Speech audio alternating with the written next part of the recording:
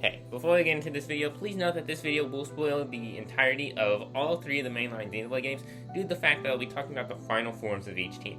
If you haven't beaten all three of the games yet, perhaps put this in your watch later folder so you can come back whenever you're ready. Alright, let's get into the video. All three main Xenoblade parties are strong. I mean, arguably, they take down some of the strongest villains in gaming. However, imagine a scenario where the all-powerful Nopon Archstage teleports all three of the parties into an arena and tells them to duke it out for 1,000,000 gold. Who would win? Well, that's what I'm here to find out. Shout out to Nopon Digi on Twitter for making this poll, which inspired this video. Also, before you ask, no, I'm not doing Xenoblade Chronicles X because I unfortunately haven't played it yet.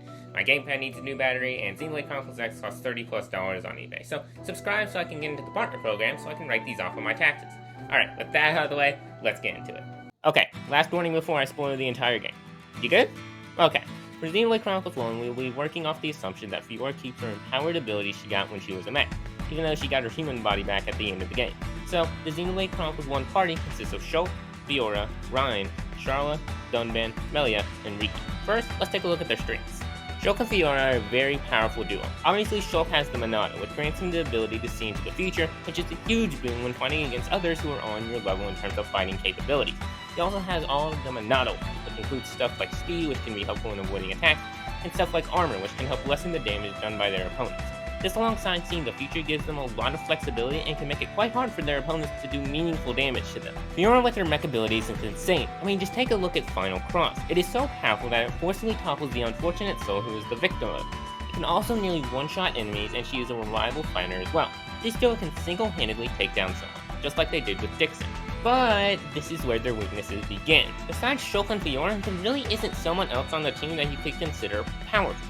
Now, don't get me wrong, Shulk and Fiora are two of the most powerful protagonists in the series, but comparing the rest of the team to the supporting cast of the other games, they obviously are lacking in the power department. They aren't weak, far from it, but they play a more supportive role to their two powerhouses, which is definitely the correct play, but if another team could take Shulk and Fiora out of the picture, then the Xenoblade 1 cast's hopes of winning are all but gone. However, we can't overlook the fact that they took out arguably the most powerful villain in the Xenoblade series, Zanza, with no help. Now, obviously, Alice did the final blow after betraying Zanza, but Shulk's party had to weaken him to the point where Alice could deal the final blow. That was 100% a team effort from everyone in the party, which definitely raises their stock quite a bit.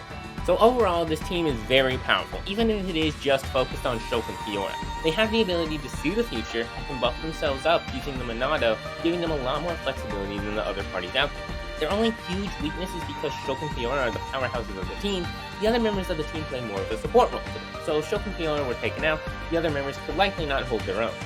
We do have to make another assumption for the Xenoblade Chronicles 2 team, and sorry Dromark, but we are going to be using Blade Form Nia in our hypothetical scenario. I mean, she has the ability to mess with cells and make it look like someone just got into a wasp nest. We're also only going to be using blades granted in the main story, and appear more than once. Sorry Rock. Finally, Tora will be using Poppy Cutie Pie, the most powerful form of Poppy.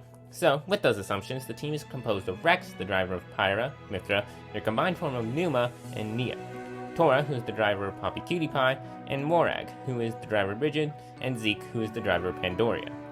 I already mentioned a huge boon to their party, but Nia's ability to just mess with cells how she pleases is a pretty fun ability. She can't do it at any time, it appears that she only does it once to Malice in one of the funniest scenes in Xenoblade 2, but she also has quite crazy healing abilities, and she's one of the strongest healers in the game, which gives the team a lot of sustainability, allowing them to take a lot of hits and being able to recover.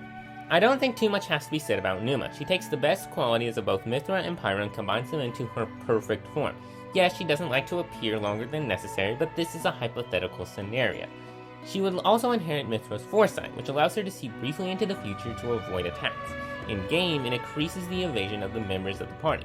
Although it isn't as good as Shulk's visions, it is still very annoying to deal with. It makes them a slippery target to hit. If they do get hit, Nia can always heal them if need be. That's all just on Rex. Tora's Poppy Cutie Pie is super powerful as well, and we're going to assume she has the most powerful parts. This suddenly makes Tora the most powerful Nopon in existence, and there's not really any stopping him unless you can take him out. I mean, take a look at this. How did Tora make this artificial blade this powerful? Hey, I noticed while I was editing this video that I just completely forgot to record something, so I'm just going to say it now. Basically, Morag, Bridget, and Zeke and Pandoria are great supporting cast characters for the Xenoblade 2 team. Although they can't win a battle against Xenoblade 1 or Xenoblade 3 teams on their own, they're still a great supporting cast team. Alright, back to the non-scuff version of this video. However, Xenoblade 2's party has one pretty large weakness, which affects their strongest member, Rex. Rex, Pyra, and Mithra share feelings. Okay, they share feelings for each other sometimes, but what I'm talking about is that they share feelings in terms of bruises, cuts, etc. This could add up over time in a battle, as if Rex were to get hit, Pyra and Mythra would feel the same exact thing. Mia has healing abilities, but it could put a toll on the body of the driver, which if it wears during a battle, makes their fighting abilities a shell of what they were. The rest of the team is excluded from this due to the fact that Pyra shared half of her life force so Rex could survive, which is the reason why this happens to only them. So overall, this team has a lot of abilities. They can put up a great offensive, and even when they get pushed back and injured, they have a great healer that can absolve those wounds they gather. Tor is a great second option, and even both Zeke and Morak can put up a fight against the other elite fighters they're facing. Their weakness is that due to Rex and the Aegis' shared feelings, if someone is able to hurt Rex pretty badly, it might be Kern's for them, as it would put an incredible toll on both Rex and the Aegis' body. Our one assumption for Xenoblade Chronicles 3 is that they will not use any heroes besides Riku and Manana, who normally accompany the group. Sorry, no two Nias or Melias meeting up with each other. They will also be using their default class that they start the game with. So, with those assumptions out of the way, the team is composed of Noah, Mia, Uni, Taion, Lance, and Senna. Riku and Manana, two Nopon, also accompany the group and will fight with them. The main crux of this team is their Ouroboros form, which allows certain members of the team to fuse with each other, creating a mech-like device that grants them abilities they couldn't do normally. Stuff like lifting a Ferronis and throwing it like a toy, healing all of the mortal wounds of their allies, or having super speed. They use these abilities to their advantage in almost every major fight the group gets into, and as the game progresses, they only get more proficient using Ouroboros abilities, and become a force to be reckoned with. However, they can't just fuse with each other willy-nilly. Only certain members can fuse with each other, in 3 pairs. Noah and Mia, Uni and Taion, and Lance and Senna. Riku and Manana, since they're Nopon, cannot fuse with each other. However, this doesn't really limit anyone on the team, and this limit is likely for the best, as the pairs have great chemistry with each other, and each kind of gets a feel for what they want to do. However, Ouroboros, even with all their super abilities, have one fatal weakness: overheating. For some reason, if they stay in Ouroboros form too long or push themselves too hard, they begin to overheat like an actual machine. And at worst, they can cause an annihilation event like these Mobius. However, the more realistic scenario is the one we see at the first infight, where after pushing themselves too hard, they collapse out of exhaustion out of getting out of the Ouroboros form, where they have no shot at being able to fight anymore.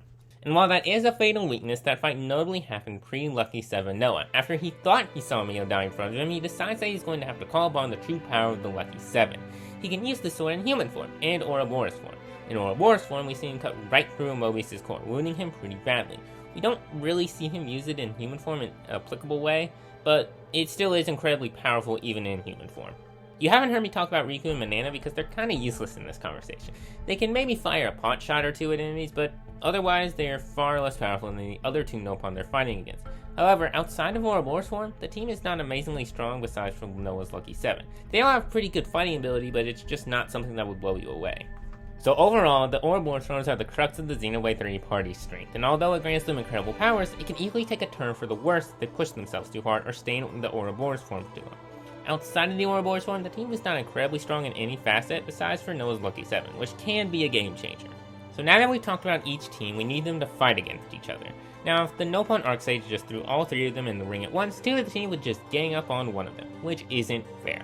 Luckily, the Nopon Arcsage saw this possibility and advised a bit of a round robin of sorts. Each team will fight the other 2 teams once, and whoever has the best record at the end of the round robin wins the 1 million gold. For the first battle, it is Xenoblade 1's team versus Xenoblade 3's team. And the winner of this battle is Xenoblade 1's team. Well, let's take a look at this matchup, and it all comes down to Shulk's ability to see the future. One thing that you could think counter this ability is kind of Ouroboros' ability, where he is able to just clone himself and make illusions of certain things. So if Shulk is just able to see it coming, then it becomes useless. Although Noah's Lucky 7 could deal a lot of damage, if Shulk can see it coming, then that also becomes useless. And yes, you may think the future plans are making this lame, but that's not the only reason the Xenoblade 3 team loses. It's because of the overheating of their Ouroboros forms. If Xenoblade 1's team can just hold out and keep up an offensive against them, they eventually will have to get worn out. And if they do get worn out, it effectively takes them out of the battle entirely.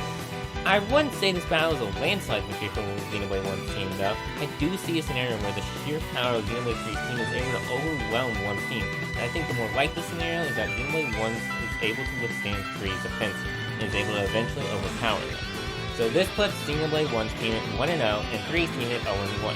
Next up, Xenoblade 2's team versus Xenoblade 3's team. For this battle, the winner is Xenoblade 2's team. Once again, Xenoblade 3's team suffers from their Ouroboros forms being limited, And although every team can suffer from exhaustion, their gimmick for being powerful is not hindered by exhaustion. Shulk can still use the Monado while exhausted, and Rex can still call upon the power of the Aegis while tired. Noah and Neil can't switch into Ouroboros form while exhausted, as they'll just overheat due to pushing themselves too hard. And although arguably Xenoblade 3's team could quickly overpower Xenoblade 1's team, it's hard to see them overpowering Xenoblade 2's team, much more balanced team. Neil can just heal if things get too out of hand, and they aren't just relying upon two people for most of their power. So realistically, it's much harder to put up a quick offensive and take out the main sources of power. I could see Xenoblade 3 putting up a good fight, but not enough to overcome Xenoblade 2's team. So that puts Xenoblade 2's team at 1-0, and 3's at 0-2. To explain why Xenoblade 3 lost both battles, in my opinion, their win condition is to basically rush down an opponent and win the battle early on, or at the very least put them on the back foot where they can take advantage of it. And while this works in universe for Xenoblade 3's team, they win most battles relatively quickly, it's much harder to do against the experienced fighters of the other two main Xenoblade games. Moebius are arguably the weakest villains in fighting prowess in the entire series, so Xenoblade 3's team doesn't have to be as strong to defeat them. Obviously, they're still incredibly powerful, and the Lucky 7 isn't something to scoff at, but their fighting prowess is not as advanced as the other two teams. But it is a respectful 0-2. Finally, for the grand finale, it is Xenoblade 1's team versus Xenoblade 2's team. So, before I reveal the winner, let's take a look at each team's advantages against each other. Xenoblade 1's team will obviously have Shulk's Visions, something that can be a huge boon against a team as powerful as 2's.